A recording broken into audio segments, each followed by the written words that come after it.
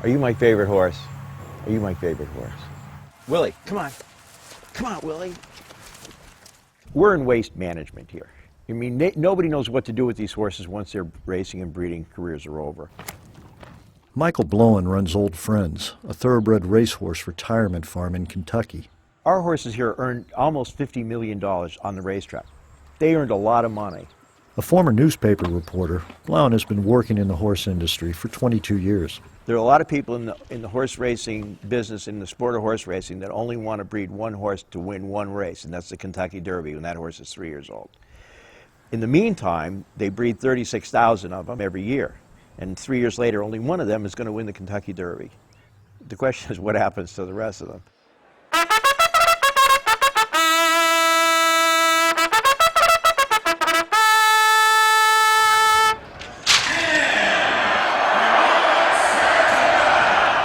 A thoroughbred's racing career usually lasts from age 2 to 6, but these horses can easily live into their 20s.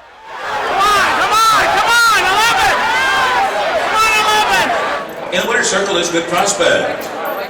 Once a horse is too old to race, it costs about $2,000 a year to care for it in retirement. Although the federal government closed the last U.S. slaughterhouse in 2007, horses are still regularly sold at auction and trucked to slaughter in Mexico and Canada. Some are euthanized, others simply abandoned. The racing industry doesn't regulate what happens to horses after they are finished at the track. For some people, this sport is just about the money. It's just about whether you're in the asset pile or the liability pile. And if these horses are in the asset pile, they're treated like kings, they're taken care of. But once they hit the liability pile, unless they have really, really concerned owners and trainers that really, really care about the animals, then they're all in jeopardy. The bottom end of the rung can be hideous for a horse. Collectively, it's the responsibility of the industry, and that's the racetracks, the breeders, the owners. You know, everyone who makes a living off or touches the animal owes the animal something back. One example of how a great horse can tumble from glory is the story of Tour of the Cat. We were just so blessed. I mean, there are people that wait all their life for a horse like Cat, really, truly. Back in 2000, racehorse owner Susan Gannon bought the 2-year-old thoroughbred. He loved to train. Even when he was finished training, he'd be kicking up his heels, and I thought, God, he's so beautiful. He has a great time. They come to the 16th pole. Tour of the Cat now has the lead by a length. Over the course of 6 years, Tour of the Cat won over $1 million for Gannon. It's Tour of the Cat, wins it by 2.5. And they're off. In 2008, she ran Tour of the Cat, by then a 10-year-old, in what was supposed to be his final race at his home track, Calder Racecourse in Florida. The leader right now is Tour of the Cat. Everybody knows Tour of the Cat at Calder. So we decided we were going to, retire him on his old stomping grounds. And then, maybe I'd get to bring him up here. But this race, like many in the lower levels of the sport, was a claiming race, which is designed to keep the competition even. In a claiming race, any license owner can buy any horse running at the established price. In this case, it was $16,000. When Tour of the Cat got claimed, that was basically the beginning of the end of his career. Because a lot of these trainers that are claiming trainers will find horses with back class that used to be great and think maybe I can get 1 or 2 more races out of them. New owner David Jacobson took Tour of the Cat to New York and indeed raced him 5 times in 7 months. To take him, an old 10-year-old horse, to New York and run him in the dead winter going 7,500 claimers, that was just all about money, in my opinion. Twice, the state veterinarians at the track scratched Tour of the Cat from the starting gate.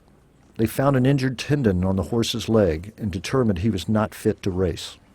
Well, if you were an owner that cared about the horse, you'd have retired the horse. Jacobson disagrees. He told the New York Times that Tour of the Cat was still in racing condition. So he shipped the horse to Presque Isle in Pennsylvania. Tour of the Cat goes in. There, the state vet gave Tour of the Cat the green light to run in a $5,000 claiming race, the rock bottom of his career. And they're off and racing. Sensational show speed from the outside from between. Hots is hot. He beat only one other horse.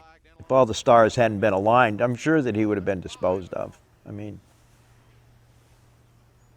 some fashion. I don't know what. But a group of thoroughbred welfare advocates had been tracking the former stakes winner's fall. They claimed him. This is Tour of the Cat. The next morning, he was sent to old friends. He's got a few, minor injuries that any athlete has when they race as long as hard as he has, like an old football player, and but nothing serious. Admittedly, after a slow start, the racing industry has begun funneling more money towards nonprofit groups dedicated to finding second careers or second homes for retired thoroughbreds. There's a pretty predictable annual population that has to be dealt with. An awful lot of them can be dealt with by being rehabilitated and adopted. The New York Racing Association recently announced it had raised $125,000 to partner with the Thoroughbred Retirement Foundation. They hope to come up with a plan to handle all retired thoroughbreds in New York State. Without them, there's nothing. There's none of this bluegrass. There's no horse business. There's no racing. There's no jockeys. There's nothing. There's no feed people or veterinarians or anything. It's all because of them that everybody's here. And then at the end of the day, we can't just treat them like trash and throw them by the side of the road. Well, here's our situation, Larry. We don't have any space right now. But Blauen's operation still relies on private donations, and his capacity is limited. Nationwide, thoroughbred retirement charities are overwhelmed by the population of unwanted horses, all bred in the quest for a champion. I mean, basically, all of us put together is a drop in the bucket. It's nowhere near the kind of facilities that you need if you're really serious about giving these horses a dignified retirement.